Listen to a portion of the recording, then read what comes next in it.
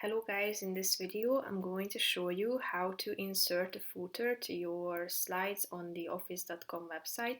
But first I just want to mention, don't forget to subscribe to my channel because at 10,000 subscribers I am going to show you my whole YouTube revenue statistics and growth strategy, how to make money online. Now let's jump into it. First of all, open the website and start creating your styles.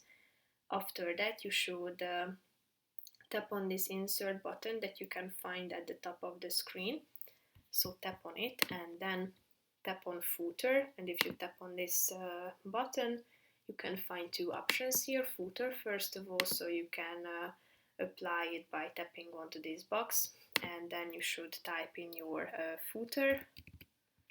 As you can see, it appears at the bottom of your slide. You can also include a slide number, which will appear on the right side down below, and you can also set this don't show on title slide. If you want to, you can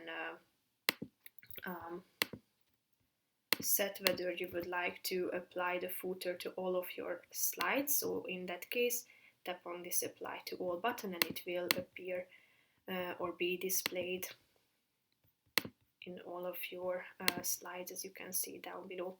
So that's pretty much it for this video, guys. See you in the next one. Bye bye.